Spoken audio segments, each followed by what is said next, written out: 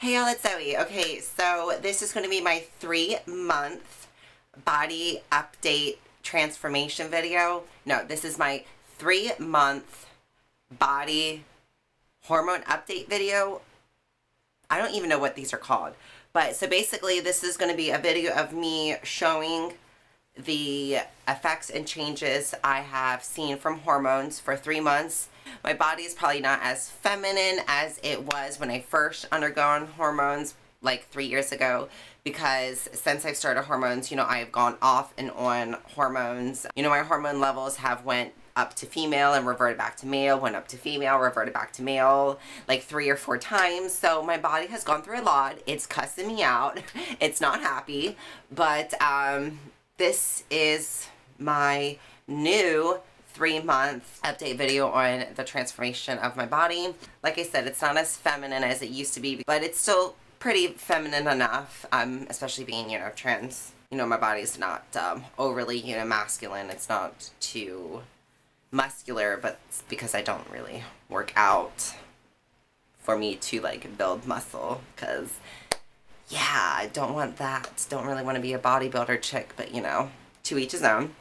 Okay, so let's just kind of get into the video on showing you my full body and how the hormones has affected me this time around. And this will be my 3-month mark on hormones, body transformation.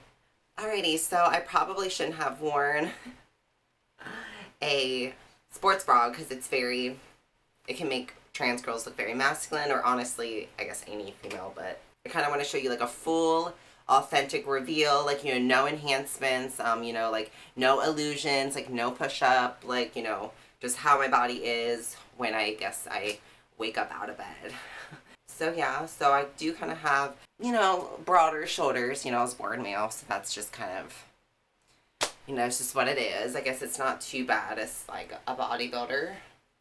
But this is only my 3-month mark, so as I continue to stay on hormones this time, hopefully my shoulders will like soften out just a little bit, and everything will look a little bit more feminine. But right now this is just me on hormones, 3 months. My chest is still flat as ever. That's just how it's going to be probably, unless I get implants, which I'm saving up for. It's just kind of hard with this economy, and like I have to like spend so much money on other stuff. And I don't have health insurance right now, so yeah, hormones is not cheap at the moment. So I'll eventually get there with the implants, maybe a year or 2 from now, hopefully. I've always kind of had like a longer, elongated neck, which is feminine. Even though the light is like hitting my Adam's apple, like out in public, people really don't notice it because I don't have like a ring light shining on my Adam's apple. The sunlight or any like fluorescent lights like in a store is kind of like, my chin and my jaw is hiding it. So I don't really get clocked too much for that. Unless it's like really, really like, I'm going like this constantly. My stomach. Alright, so I've always kind of had a feminine stomach, I guess. But oh my gosh, my body is not really... It's not as feminine as it used to be. That kind of sucks. But, I guess this part, don't look at this part, but like, if you just look at my body, I'll crop it. If you just look at like my stomach is, pretty feminine. I still have a slight curve, but the problem is I have so much bloating.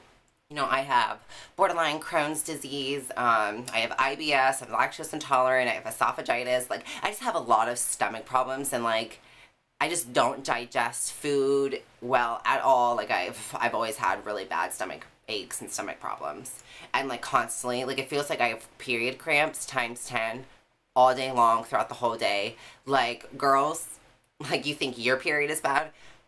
Try living with period cramps 24/7 out throughout the whole month, okay? It sucks. So I've always had like a bloating problem.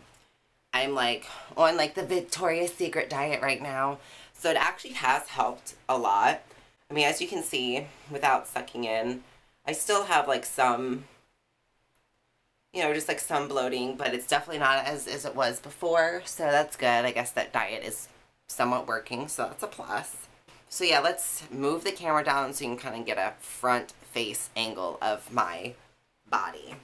Alright, you see how now it looks a little different and doesn't look as disproportional, like it kind of looks a little bit more I don't know, proportioned.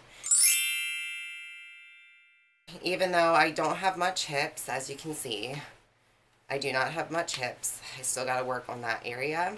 So, you know, I am kind of top heavy. I do have more broader, heavier up half than I do lower half. So it's not, you know, it's not like an hourglass body. It's not a pear-shaped body. I definitely have like a square body is what it's called. You know, a lot of born females do, like celebrities, like Elijah Dushku has a square body. Hilary Swank has a like square body. Even like Jessica Biel almost has a square body. So, you know, beautiful women, but people, you know, born women still have square bodies. And it's not like it's unfeminine. It's just not as feminine, I guess you could say.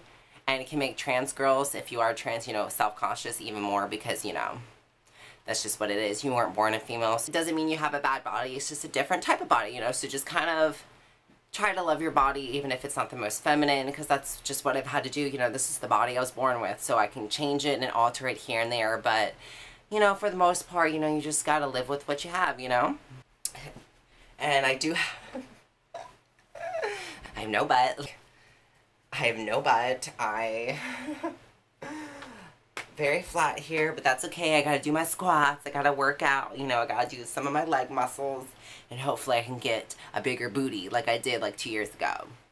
But hopefully I can still, you know, have the motivation to get a bigger bigger butt. But let's hope so. I do have very thin thighs, I will say. Not too thick, not too thin, but they are a little thinner than I like. That's why when I do work out, I try to focus mostly on, you know, leg workouts because, you know, I don't really like my knees, my little knob knees, you know. But yeah, I do like a more dancer body for the thigh area, and I you know, this thin thigh kind of I'm a little self-conscious about, but, you know, I guess since I do have long legs, you know, it's not that bad. It makes me look taller and more slender than what I really am. You know, with my body, I, like, look on camera or in pictures, I look like I'm, like, 6 foot, but I'm only 5'7". So, I guess that's a benefit with having a, you know, a skinny, slender, lanky body. You look taller than what you actually are. Alright, so I hope you enjoyed this video. This was my 3-month update on my body transformation. I don't exactly know what these videos are called. I probably will like look it up later and then put it in the title. But yeah, so this was just, you know, the video like showing you my body, how the hormones has affected my body, you know, how the hormones has taken effect to my body, making it look a little bit more feminine even though I'm only 3 months in on my hormones. I wish I did these videos years ago because it's really informative, and, you know, I really wish I documented what my body was going through for the very first time. But, you know, it's never too late, so this will be a new era. This will be a new time. I'm gonna document what my body looks like, you know, and how it changes through the hormones this time around. So yeah, it's never too late to start. So I hope you enjoyed this video, and stay tuned for more and more updates for the months to come. And yeah, I'll start doing hormone update videos now, since I'll be back on like a 5-month mark, since I had to take just a little break. But okay, hope you enjoyed, and I'll see you later. T-dubs.